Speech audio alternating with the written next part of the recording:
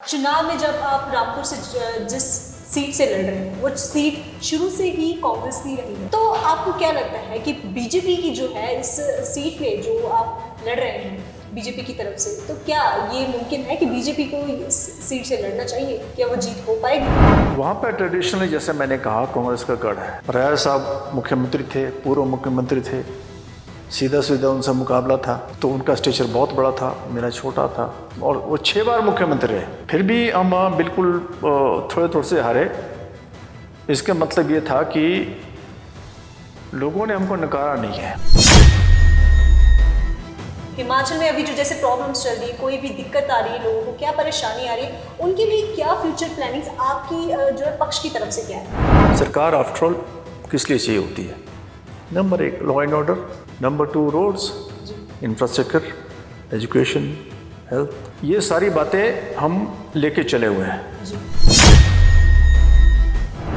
तो अभी जो केंद्र सरकार की तरफ से जो अग्निपथ योजना जो है वो जारी की गई, तो उसके चलते हुए पूरे देश में इस स्कीम का जो है काफ़ी विरोध देखने को मिल रहा था, तो क्या ये फैक्टर बीजेपी के लिए एक नेगेटिव पॉइंट साबित नहीं हो सकता इस इलेक्शंस में? ये तो पॉजिटिव होगा। बाकी हमीरपुर ज़िला है, कांगड़ा ज़िला है, उस ज़िले से बहुत जाते हैं, हमारे इक्का दुक्का कोई जाता है, तो शायद ये फैक्टर रामपुर कॉन्स्टिट्यूंसी में अगर मान लो नेगेटिविटी भी है तब भी वहाँ कोई फर्क नहीं पड़ने वाला। केजरीवाल की तरफ से पोस्टर लगवाए गए हैं कि हिमाचल मांगे केजरीवाल, तो जैसे अभी पंजाब में जैसे अभी आपको भी बताया कि जीत हुई है उनकी, कि इसका बीजेपी पे जो है असर जो है पड़ेगा? दिल्ली और पंजाब को हिमाचल से आप कंपेयर नहीं कर सकते। पंजाब में तो कई सालों से काम कर रहे थे वो लोग, वो तो अचानक नहीं है इस साल आया इसी साल आ गया, ऐसा भी नहीं था। हिमाचल में आपका एरिया बहुत इंटीरियर है, अगर आपने 2 बूथ पकड़ने होंगे तो एक दिन पूरा गया आपका। उनका बूथ मतलब ओवरऑल मेंबरशिप तो है पर बूथ में हाजिरी कम है। नमस्कार, स्काई न्यूज हिमाचल देख रहे सभी दर्शकों का बहुत बहुत स्वागत है। मैं हूं जसवीन कौर। इस समय हमें पता है कि हिमाचल प्रदेश में चुनाव सर पर है और हर पार्टी जो है इस चुनाव में पूरे जोरों शोर से तैयारियां कर रही है कि इस चुनाव को उनकी तरफ से जीता जाए। इस चुनाव में मुख्य तौर पर 3 पार्टियां हमें नजर आ रही हैं, कांग्रेस, बीजेपी और आम आदमी पार्टी। इनकी तरफ से हर मुमकिन कोशिश की जा रही है कि उनका पक्ष जो है मजबूत रहे, ताकि इस चुनाव में उनका पलड़ा भारी रहे और उनको हार का सामना ना करना पड़े। इस मामले में हमारे साथ जुड़े हुए हैं रामपुर से पूर्व बीजेपी कैंडिडेट प्रेम सिंह दरेक। आइए उनका स्वागत करते हैं। नमस्कार सर, स्काई न्यूज हिमाचल पे आपका स्वागत है। धन्यवाद जी, आपका भी और स्काई न्यूज़ का भी, आपने मुझे बातचीत करने का मौका दिया, बहुत बहुत धन्यवाद। सर, चुनाव में जब आप रामपुर से जिस सीट से लड़ रहे हैं वो सीट शुरू से ही कांग्रेस की रही है, शुरू से हमेशा से उस सीट पे कांग्रेस जीतती आई है, तो आपको क्या लगता है कि बीजेपी की जो है इस सीट पे जो आप लड़ रहे हैं बीजेपी की तरफ से, तो क्या ये मुमकिन है कि बीजेपी को इस सीट से लड़ना चाहिए? क्या वो जीत हो पाएगी? पिछले इलेक्शन में मैं सिर्फ बिल्कुल नैरो मार्जिन से हारा, ये ठीक है, वहाँ पर ट्रेडिशनली कांग्रेस का बोलबाला है।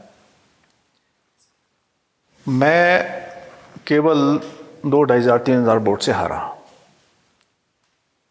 तो उसमें भी कई कारण थे, जीते जीते हम हार गए। ऐसा कोई कारण नहीं है कि हम जीत नहीं सकते, अभी परिस्थितियां और हैं। जो हम वहाँ के बट वृक्ष थे आदरणीय वीरभद्र सिंह जी, वो नहीं रहे, और बीजेपी ने काम किए वहाँ पे, तो विकास के वोट भी मिलेंगे। तो परिस्थितियां बदली हुई हैं और जीतना कोई दिक्कत नहीं है। चुनाव में जब भी वोट की जाती है, जनता की तरफ से जो भी वोट्स आते हैं, उनकी तरफ से जो भी पक्ष जीतता है वो एक तरह से आईना होता है कि ये पार्टी को वोट क्यों मिला है। तो आपको क्या लगता है, जब आप हारे पिछली इलेक्शंस में, तो क्या कारण रहे होंगे जिनकी वजह से पब्लिक ने आपको वोट नहीं किया?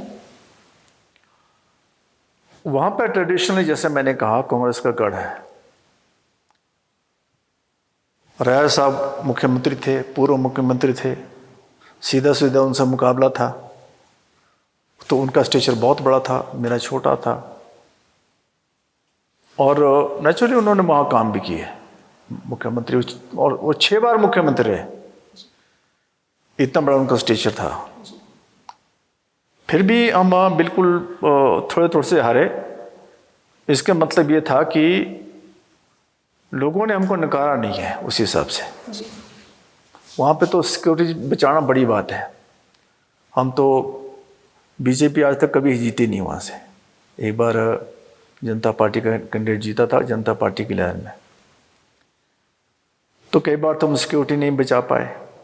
इतना नैरो मार्जिन से हारना मेरे ख्याल में अपने आप में एक उपलब्धि है। 22-23 हज़ार मुझे वोट मिले 25,000 के अगेंस्ट, तो मैं उसको उपलब्धि मानता हूँ। ये नकारने वाली बात नहीं है। उनका स्टेचर बड़ा था, साधन भी थे, पूर्व मुख्यमंत्री थे, और वहाँ के राजे भी रहे, उनके स्वयं भी रहे, उनके बाप दादा भी रहे। वो भी लोगों के ऊपर एक उपकार है, जो भी उनको कहेंगे आप, ट्रेडिशंस हैं, तो वो ख़त्म होनी है, आस्ते आस्ते ख़त्म होनी है। जी। तो मुख्य तौर पे जो कारण रहा था पिछली बार, क्योंकि उनका पलड़ा भारी था, तो इस बार आप जब चुनाव लड़ रहे हो बीजेपी की तरफ से, इस बार रामपुर की सीट से, तो आपकी तरफ से इस बार क्या जनता के लिए जो है पक्ष रखा जा रहा है, ये जनता के लिए क्या जो है आप एक प्लानिंग लेके चल रहे हैं? देखो, एक तो सीधी सी बात है इसमें, जो आदरणीय मोदी जी की सेंट्रल गवर्नमेंट की स्कीमें हैं वो लोगों तक पहुंच रही है। वो चाहे अन्न की स्कीम है, चाहे हेल्थ की स्कीम है। हेल्थ की स्कीम है जो आपका हेल्थ सेक्टर में है, जो इंश्योरेंस स्कीम है, या सीधा हमको एम्स मिला हिमाचल को, या नेशनल हेल्थ मिशन है, इनके थ्रू सीधा सीधा लोगों को फ़ायदा हो रहा है, व्यक्ति को फ़ायदा हो रहा है। अब बिना इलाज के कोई मरता नहीं है। वो हॉस्पिटल में जाएगा, उसके पास कार्ड है, कम से कम एक जो उसका सबसे बड़ी चिंता होती थी कि हॉस्पिटल जाएंगे तो पैसे नहीं है, दाखिल होंगे तो क्या करेंगे, वो ख़त्म हो गई। और जो आपकी परिवार में मान लो गरीब परिवार है, उसको खाने की दिक्कत नहीं है। एजुकेशन के सेक्टर में हम अच्छा कर रहे हैं, रोड्स अच्छी हैं। तो सेंटर के गवर्नमेंट के इंटरवेंशन से जो डायरेक्ट आपका 6,000 रुपये जो है आप किसानों के उसमें सीधा जा रहा है, उसका तो फ़ायदा है ही है। दूसरा जो आपका उनको घाटा क्या है, उनको घाटा ये कि वहाँ के एमएलए लगातार एमएलए बनते आ रहे हैं, तो एक किस्म की एंटी इनकम्बेंसी उनकी तरफ है, हमारी तरफ नहीं है। हम तो जीते नहीं हैं।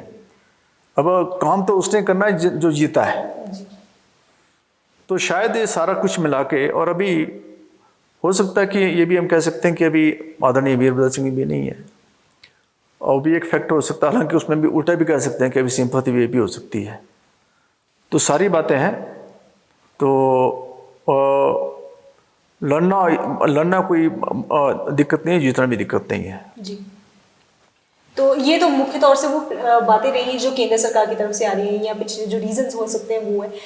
अभी जो आने वाले जो चुनाव है, अभी जो आगामी चुनाव है, उनके लिए आपकी तरफ से नई और प्लानिंग क्या है? आप क्या सोच के चल रहे हो कि हिमाचल में अभी जो जैसे प्रॉब्लम्स चल रही है, कोई भी दिक्कत आ रही है, लोगों को क्या परेशानी आ रही है, उनके लिए क्या फ्यूचर प्लानिंग्स आपकी जो है पक्ष की तरफ से क्या है? तो सीधी सीधी बात है, गवर्नेंस किस लिए चाहिए? सरकार आफ्टर ऑल किस लिए चाहिए होती है?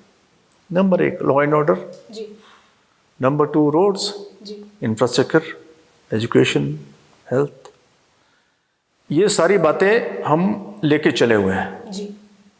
रोड्स हैं, लगभग नेटवर्किंग अच्छा है। जहाँ अभी नेटवर्क नहीं है रोड का, वहाँ सड़कें बनाएंगे।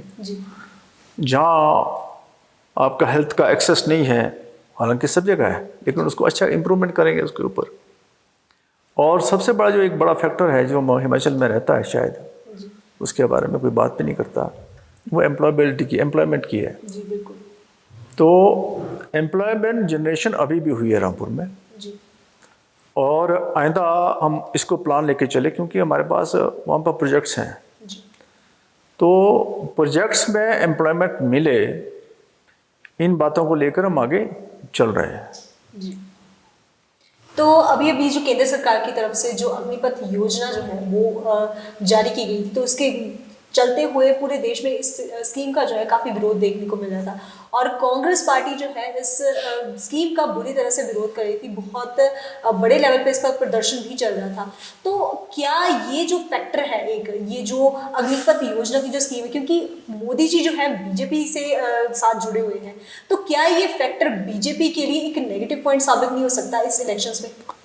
ये तो पॉजिटिव होगा, क्योंकि आपका इस तरह की स्कीम है इस वर्ल्ड ओवर। इजराइल में आपका मिलिट्री ट्रेनिंग कंपलसरी है, सबको करनी है, 2-3 साल 3 साल है, कई देशों में है ये। तो विरोध कितनों ने किया, लेकिन एक्सेप्ट कितनों ने किया। इंटरव्यू के लिए कितने लोग आ रहे हैं, है ना? इतना बड़ा देश है, विरोध तो हो गई। और जो अपोजिशन ने विरोध करना ही है, उनका काम है। पर मुख्य तौर पे ये स्कीम जिन नौजवानों के लिए लागू की जा रही है, उनकी ही तरफ से मुख्य तरफ से ये विरोध देखने को मिल रहा है। बहुत कम लोग हैं, बहुत कम। मेरा ये वो संख्या में बहुत कम है। और मुझे लगता है कि वो किसी ने मतलब मिसगाइडेड सोल्स हैं, उस तरह की हम बात करते हैं उसको। अब जब इंटरव्यू देने की बारी आती है तो कितनी लंबी लाइनें लगी हुई हैं, लोग आ रहे हैं। और आहिस्ता आहिस्ता गलतफहमी जब दूर होंगी, इस स्कीम को लोग एक्सेप्ट करेंगे। इन एनी केस हमारे उसमें एरिया में इसका ज़्यादा इम्पैक्ट वैसे नहीं है, क्योंकि डिफेंस सर्विसेज में हमारे लोग बड़े कम जाते हैं रामपुर से। बाकी हमीरपुर ज़िला है, कांगड़ा ज़िला है, उस ज़िले से बहुत जाते हैं। हमारे इक्का दुक्का कोई जाता है। तो शायद ये फैक्टर रामपुर कॉन्स्टिट्यूंसी में, अगर मान लो नेगेटिविटी भी है, तब भी वहाँ कोई फ़र्क नहीं पड़ने वाला। जी। तो हिमाचल की अगर पॉलिटिक्स की बात करें तो हमेशा से ये एक ट्रेंड हम कह सकते हैं, ये एक रीत कह सकते हैं चलती आ रही है कि बीजेपी कांग्रेस, या तो बीजेपी है फिर अगले साल कांग्रेस, बीजेपी फिर अगले साल कांग्रेस, तो ऐसी बारी चलती आ रही है। तो बीजेपी जो है, इस बार बीजेपी का दावा है कि हम रीत तोड़ेंगे, पर कांग्रेस जो है इस मामले में कहीं ना कहीं बेहद कॉन्फिडेंस नजर आ रही है कि जो ये रीत है नहीं टूटेगी, वो ही इस इलेक्शन में जीतेगी। इसके बारे में आप ठीक कह रहे हैं। अब 3-4 दशक से तो ये चल रहा है जी। एक बार बीजेपी एंटी इनकम्बेंसी, फिर कांग्रेस, फिर एंटी इनकम्बेंसी, वो तो ठीक है। इस इलेक्शन में 2-3 मेजर फैक्टर्स हैं जो बीजेपी के हक में है। एक तो सेंट्रल गवर्नमेंट की स्कीम है। आपकी एंटी इनकम्बेंसी तो चलो स्टेट गवर्नमेंट से हो सकती है, लेकिन सेंट्रल गवर्नमेंट की स्कीम से आपको डायरेक्ट फ़ायदा हो रहा है, बिल सीधी व्यक्ति को जा रही है और बहुत बड़ी इम्प्लीमेंट हो रही है। उसमें कोई कई बोले नहीं पहुँच रही, ये ऐसी बात ही नहीं है। वही चाहे हेल्थ स्कीम है, चाहे आप डायरेक्टली दे रहे हैं, चाहे जो भी दे रहे हैं।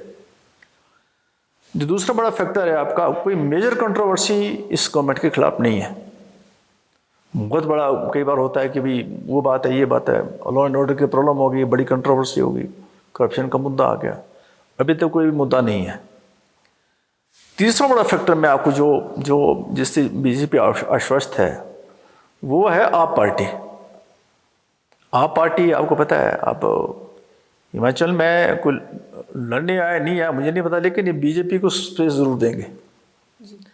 उत्तराखंड में क्या हुआ, आपका कांग्रेस कॉन्फिडेंट थी जी। आप पार्टी ने एंट्री मार दी जी। तो बीजेपी आ गई। यूपी में भी शायद कोई रोल था उनका, तो यहाँ भी आप पार्टी का भी रोल है।